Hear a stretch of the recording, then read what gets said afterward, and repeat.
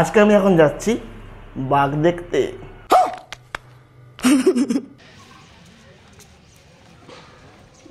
कहना क्या चाहते हो? रुको जरा, सबर करो। बोला धक्का बुक्की नहीं करने का।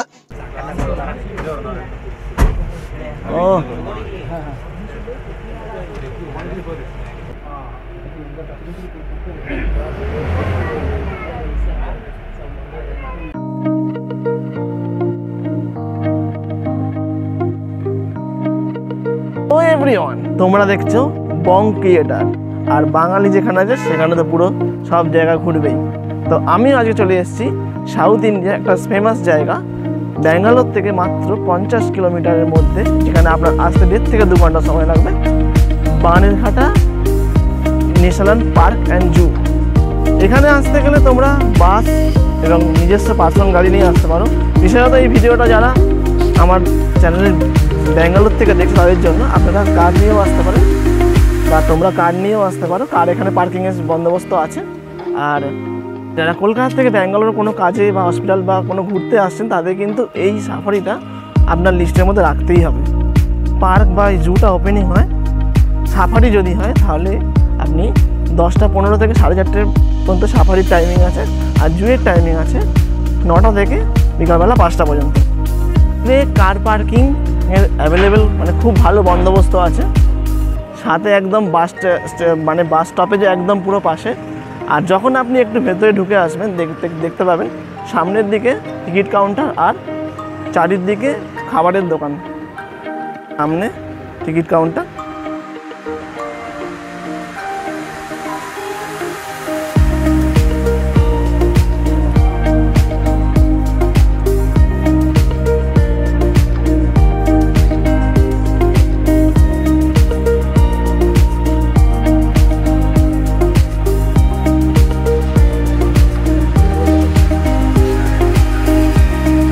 টিকিট কাটার দাম 350 টাকা দিয়ে টিকিট কেটেছি।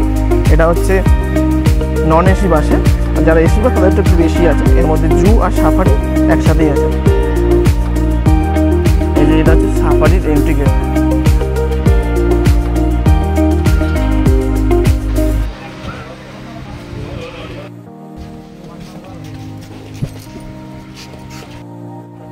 এই যে বাস দাঁড়িয়ে আছে। No, answer it no.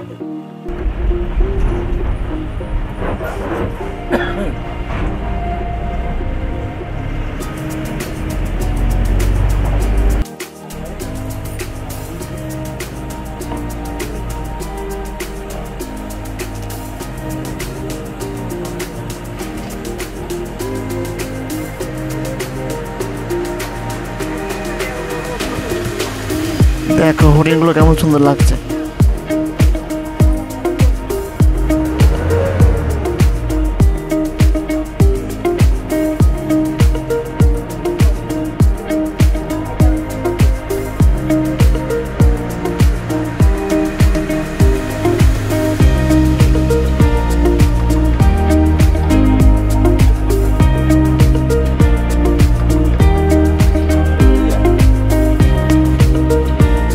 আমাদের ট্রিপের ফার্স্ট হচ্ছে হরিণ দেখা হলো।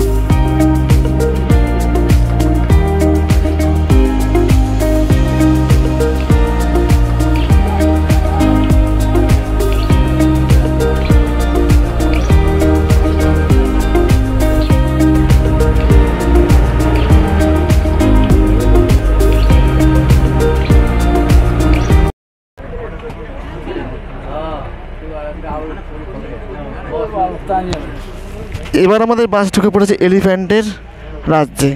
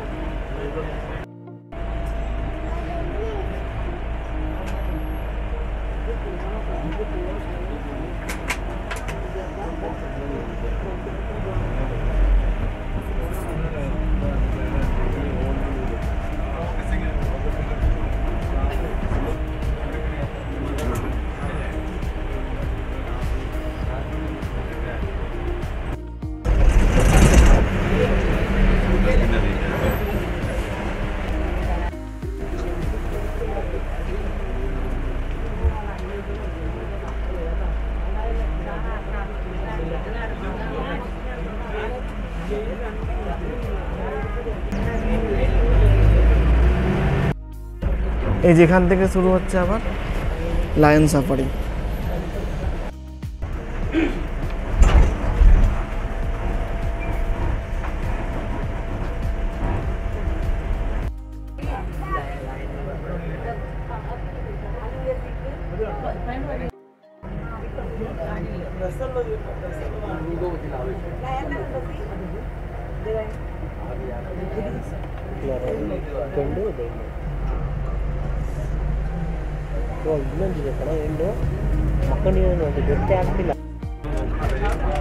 सॉरी भैया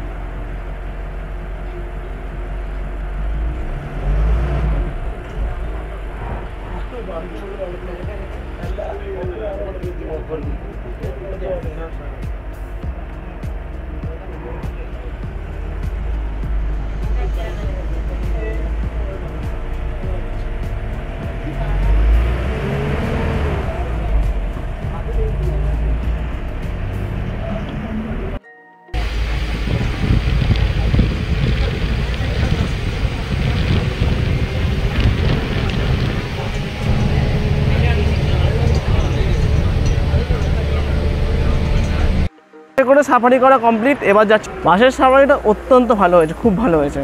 আর সব সামনাসামনি থেকে সিংহ, বাঘ, সিংহী সব কিছু দেখা গেছে। এবার যাচ্ছি, ঠিক করলাম যে বাটারফ্লাই পার্কটা একবার ঘুরে নিই, ওটা কেমন সুন্দর। দেখেছিলাম ভিডিওতে যে খুবই সুন্দর, তো আমিও দেখবো আর তোমাদেরকেও দেখাবো। বাটারফ্লাই পার্কের এন্ট্রি গেট, আর ওখানে দেখি কী আছে। এই যে বাটারফ্লাই পার্কেরও ঢুকে বলছি, বাটারফ্লাই পার্কের ভেতরে বাটারফ্লাই পার্কেরও টিকিট কাটা ডান, 50 টাকা পার পার্সন অ্যাডাল্টদের জন্য, বাচ্চাদের জন্য 30 টাকা সামথিং। আর এবার যাও বাটারফ্লাই পার্কের ভেতরে। বাটারফ্লাই পার্কের মধ্যে ঢুকে এত সুন্দর একটা পরিবেশ পেলাম যে কী বলবো, মানে এই প্রকৃতিকে যেন ছাড়তেই ইচ্ছা করে না। নানান রকমের গাছ আছে এর মধ্যে, আর সবাই বাচ্চারা খেলাধুলা করছে। একদল স্কুল বেরিয়ে যাচ্ছে, একটা দল স্কুল ঢুকছে এই বাটারফ্লাই পার্কের মধ্যে। দেখে আমার ছোটোবেলার স্কুলের কথা মনে পড়ে যাচ্ছে, যখন স্কুল থেকে কোথাও ঘুরতে নিয়ে যেত বা কোনো আউটিংয়ে যেত তখনকার কথা। ঢুকতে মানে হাতে তৈরি করা কৃত্রিম একটা বাটারফ্লাই দেখতে পেয়ে গেছি। আর শুনেছি এই পার্কের মধ্যে প্রচুর প্রজাপতি আছে, প্রচুর প্রজাপতি। তো আমিও দেখব, খুব ভালো লাগছে, খুব ভীষণ ভালো লাগছে।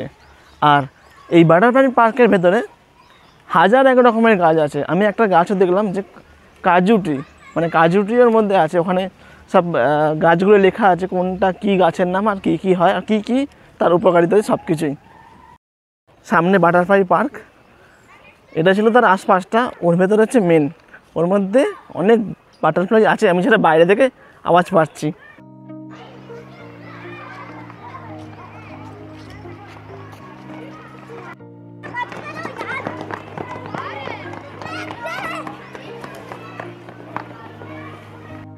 ঢোকা যাক পার্কের ভিতরে।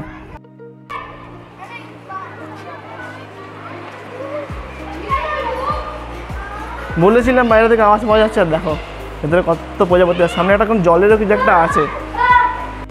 নানান জায়গায় নানান প্রজাপতির সব আলাদা আলাদা জোন করা আছে। এইখানে হচ্ছে এই যে এইগুলো আছে, কমন মনন, blue tiger, common lime, common castor, common crow, common grass yellow আর রেড পেডিয়েট।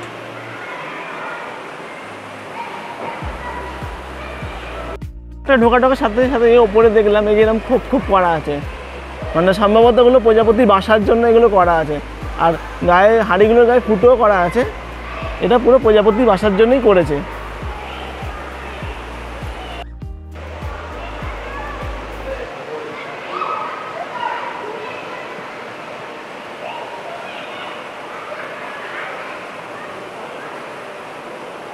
প্রজাপতি পার্কের ভেতরে প্রজাপতি ছাড়াও প্রচুর রকমের মাছও কিন্তু আছে। এই দেখো তোমরা হয়তো দেখতে পাচ্ছ, এই যে কি সুন্দর লাগছে।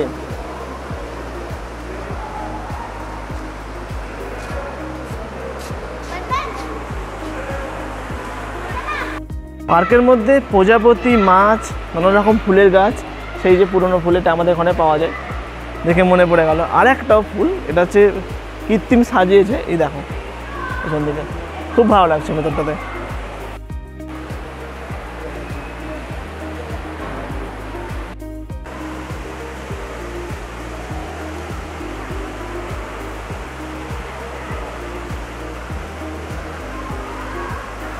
এই পার্কের মধ্যে একটা অদ্ভুত সুন্দর ছোট্ট একটা ঝর্ণাও আছে, চলো দেখাচ্ছি।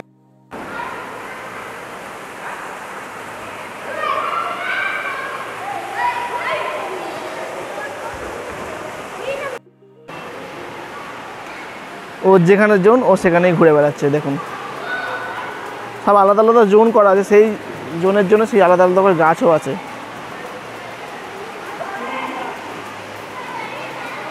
এইখানটা করেছে লাইফ সার্কেল অফ বাটারফ্লাই, একদম ডিম থেকে শুরু করে একদম বড় প্রজাপতি পর্যন্ত পুরোটা যে কীভাবে প্রসেসিং হয়, মানে বাটারফ্লাইয়ের জীবন, সেটাকে সম্বন্ধে পুরোটা লিখেছে।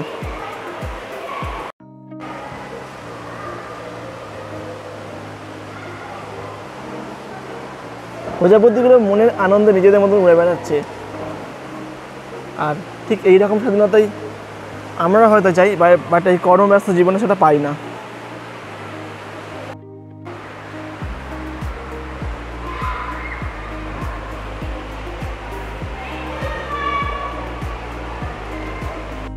এই পার্কের সাথে একটা ল্যাব টাইপের আছে, এই ল্যাবেতে পুরো প্রজাপতির জীবনী সম্বন্ধে সব কিছু দেওয়া।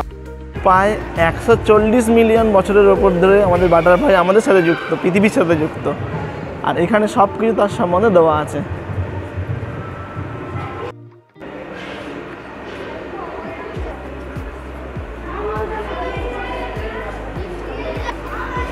The life of circle of butterfly.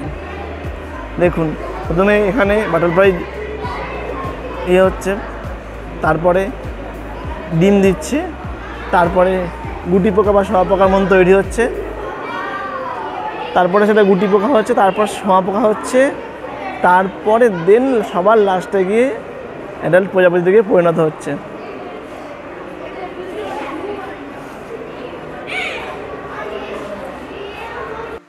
Butterfly park আমার ঘোরা কমপ্লিট। এই বাটারফ্লাই পার্কের মধ্যে আপনি ঢুকলে অনেক কিছু জানতে পারবেন, অনেক কিছু শিখতে পারবেন। এটা বড় থেকে বাচ্চা সবারই শেখা দরকার। মানে কিভাবে প্রজাপতি শুরু থেকে তার একদম মৃত্যু পর্যন্ত পুরোটা এই পার্কের মধ্যে পুরো ডিটেলসে লেখা আছে এবং ল্যাবও করা আছে। তার সাথে অনেক কিছু মানে সামনাসামনি উদাহরণও দেখাচ্ছে। আবার তার সাথে ভিডিও কনফারেন্সের মাধ্যমে এখানে সব কিছু মানে শেখাচ্ছে, বোঝাচ্ছেও। ফার্স্টে সাফারি কমপ্লিট করেছি, তারপরে বাটারফ্লাই পার্ক, এবার যাব জুয়ের দিকে। আলিপুর জু তো অনেকবারই দেখেছি, বাট সেই জন্য এইবারে ফার্স্ট টাইম ট্রাই করলাম সাফারি। সাফারি অত্যন্ত ভালো হয়েছে, আর সাফারি করতেও খুব ভালো লাগে। আমার ইচ্ছা আছে এবারে কোনো রকম মানে বড় যেগুলোতে হুড খোলা যে জিপগুলো সাফারি হয় সেগুলো সাফারি করবার। সাফারি নামেই রোমাঞ্চ আর সব কিছুর ভরা একটা অনুভূতি। ভাবছিলাম যে যদি আরেকটু বেশিক্ষণ সাফারি করা যায়, সব কিছু একটা নির্দিষ্ট টাইম থাকে, তো ওটাও ঠিক টাইম মতনই শেষ হয়ে গিয়ে আমরা ফিরে এসেছিলাম আমাদের আবার যেখান থেকে শুরু করেছিলাম সেই গন্তব্যস্থান। সাফারিটা শুরু করেছিলাম এই বাসগুলো দিয়েই, আবার যখন সাফারিটা ক্লোজ হয় তখন এখানে এসে সবাইকে ড্রপ করাচ্ছে।